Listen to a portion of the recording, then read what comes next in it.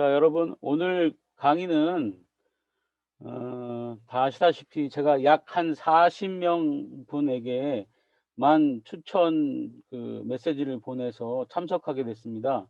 그 이유는 이 강의는 기존에 문맥 성경을 배우신 분들에게만 허용이 됩니다. 왜냐하면 지금 번호 붙이고 정리하기나 이런 기초적인 것을 가르치는 시간이 아니라 문맥 성경을 배우신 분들이 그 뒤에 이 문맥 성경을 가지고 활용해서 더 앞으로 나아가야 되는데 잘 그렇지 못한 것 같아서 이 자리를 마련했습니다. 또 하나의 목적은 여러분들은 문맥 성경을 다 배우셨고 또 이 문맥 성경이 좋은 점을 잘 알고 계시기 때문에 이 문맥 성경을 가지고 주변에서 여러분이 지금 있으신 그 자리에서 그 주변의 문맥 성경을 잘 전파하고 가르치고 하는 리더자가 앞으로 되기를 소망하는 마음에 제가 이 자리를 마련했습니다.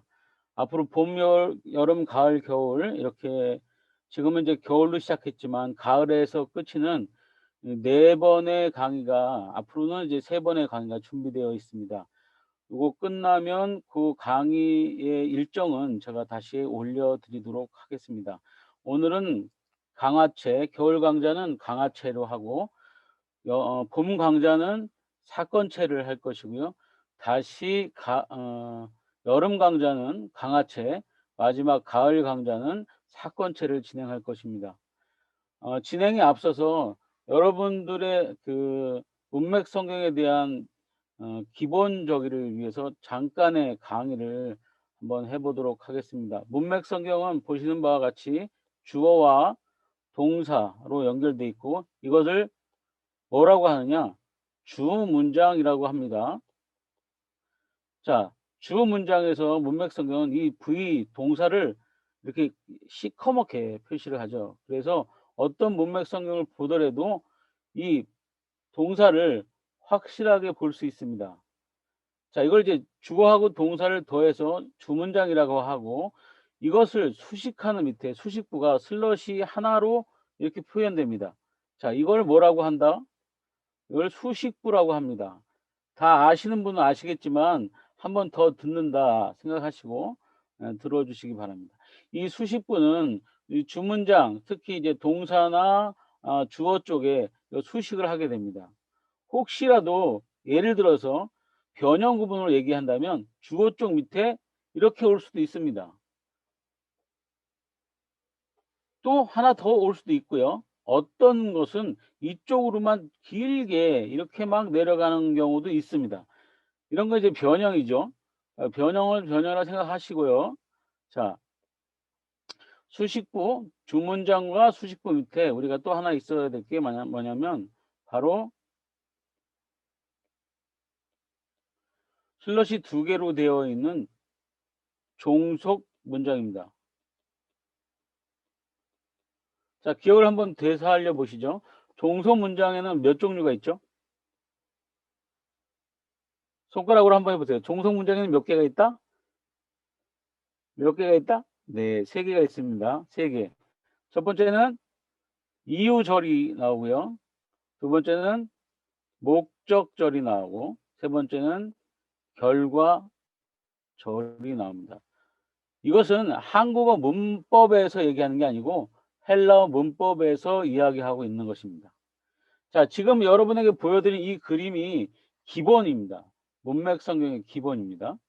그리고 여기 위에 이제 여러 가지 옵션이 나오는데 이 주어 동사 주문장 위에 똑같은 자리에 차지하고 있는 이런 게 또 하나 붙어 나옵니다. 이건 옵션이죠. 이건 뭐냐면 이거는 상황절이라고 해서 이 상황절 안에는 자, 상황이 나오고요. 그다음에 조건이 나오고요. 상황, 조건, 양보절 이렇게 나옵니다. 자, 이렇게 기본적인 이제 문장이 있습니다. 그래서 이 문장을 이해하는데 오늘 주로 제가 해야 할 것은 뭐냐면 성경을 문맥 성경으로 보는데 이걸 다른 말로 한마디로 뭘로 보느냐? 구조로 봅니다. 구조로 보자. 성경을 구조로 봐야 새로운 국면이 보입니다. 그러니까 이 구조로 볼 때 이게 구조로 보면 우리가 그냥 읽는 거하고는 전혀 다른 또 다른 어떤 메시지나 우리에게 주어지는 어떤 그 이용 가치가 높은 설교에 써먹을 수 있는 것들이 많이 등장을 합니다. 그러니까 여러분이 이 구조로 보는 문맥을 배웠으니 이 구조로 설교할 줄 알아야 됩니다. 그래서 구조로 보는 방법이 뭐냐? 바로 오늘 여러분한테 먼저 나눠준 겨울 강좌 첫째 날 본문을 한번 보시면 좋겠습니다.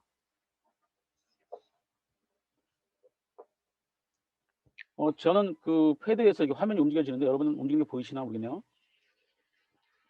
네, 보입니다. 네. 제 인터넷 연결이 좀 불안하다 나오는데 괜찮습니까? 괜찮습니다. 네. 자, 오늘 본문은 에베소서 1장 3절에서 6절입니다. 자, 3절에서 6절 안에 딱 하나의 주문장이 있습니다. 바로 찬송하리로다 하나님이죠. 자, 찬송하리로다 하나님, 이것이 주문장입니다. 주문장. 그리고 이 밑에 이런 것들이 다 수식부입니다.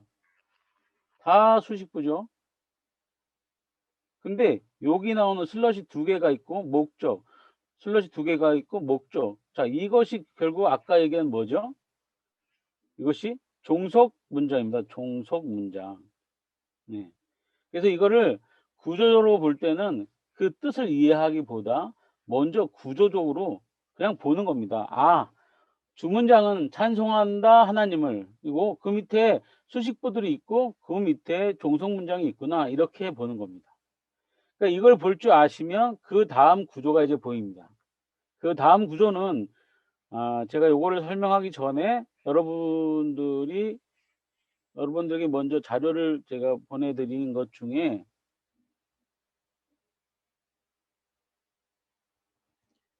대지의 구성 형태가 있습니다.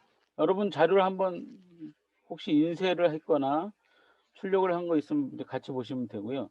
대지의 구성 형태, 이것은 문맥 성경으로 본문을 볼 때 본문의 구조 안에 대지의 형태가 보여진다는 걸 얘기하고요. 그 대지의 형태가 5가지로 보여진다는 겁니다.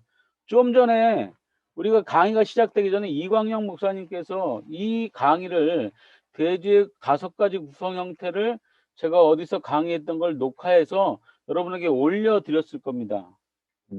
그걸 한번 보시면 더 자세하게 볼 수 있고, 오늘은 이 구조 형태가 첫 번째는 계단식 구조가 있고요. 자, 1단계, 2단계, 3단계 이렇게 대지가 있는데 이 대지가 이렇게 연결이 되어 있다는 거예요. 이게 끊어지면 안 되는. 그래서 여기 옆에 밑에 보면 이 구조의 특징이 있습니다. 계단과 계단 사이가 떨어지면 안 된다. 점층법과 점강법 두 가지가 있고, 점층법의 예는 마태복음 5장 1절에서 10절 팔복 예화, 점강은 마태복음 23장 13절에서 36절에 나오는 팔화의 예를 들어서, 제가 거기 동영상에도 보여주셨듯이 팔복은 천국의 계단이라는 별명이 있고 파라는 지옥의 계단인데 이 두 개를 하나하나 1대1로 맞물려서 제가 설교를 한 적이 있다, 이렇게 얘기를 했습니다. 여러분이 한번 보시면 좋고요. 이 계단식 구조의 특징은 한마디로 1번이 가장 중요합니다. 사이가 떨어지면 안 됩니다. 그러니까 첫 번째 계단과 두 번째 계단이 이어진다는 것이죠. 그러면 이게 떨어지면 무슨 현상이 오느냐? 설교의 논리가 끊어지게 됩니다. 그러니까 논리가 끊어지면 뭐냐면 이게 설교가 그냥 정보 전달에 극한되는 것이죠. 여러분이 다른 분들의 어떤 분들의 설교를 들으실 때 이게 연결이 안 된다 생각하는 것도 있으면 이런 겁니다. 이 계단 사이가 떨어져서 이게 논리적 구조가 안 되고, 근데 이거를 일반 성도님들은 잘 깨닫지 못합니다. 다른 분들, 그러니까 설교를 진짜 잘 배우신 분들이나 우리 문맥 성경을 하신 분들은 다른 분들 설교를 보면 그 설교를 다시 해서 리마인드 해볼 수 있고 판단할 수 있습니다. 자, 지금은 이제 뭐 다들 뭐 SNS 세상이고 다들 알기 때문에 내 설교가 어디서 언제 열릴지 모르니까 이제 여러분들도 여러분들의 설교가 어떤 대지를 구성하고 있는지 정확하게 그 짜임새 있게 계획하고 이렇게 설교를 좀 만드셔야 됩니다. 자, 두 번째는 미사일 구조입니다. 자, 미사일 구조는 대지가 3개가 있는데 중심 대지가 있다는 것이고 나머지 2 대지가 이것을 서포트한다는 개념입니다. 여러분 제가 강의 그 동영상을 올려놨으니 그걸 보시고 확인하시면 됩니다. 자, 구조의 특징은 3대지 중심에 중심대지가 있고 나머지 2개는 서포트하는 것이다. 예를 들어서 빌립보서 1장 15절 21절 여기는 이제 전파한다, 기뻐한다 이런 내용이 나오는데 핵심은 기뻐한다고 나중에 외모 참으로 전파한다가 중심에 있는 기뻐한다는 것을 서포트한다 그런 의미입니다.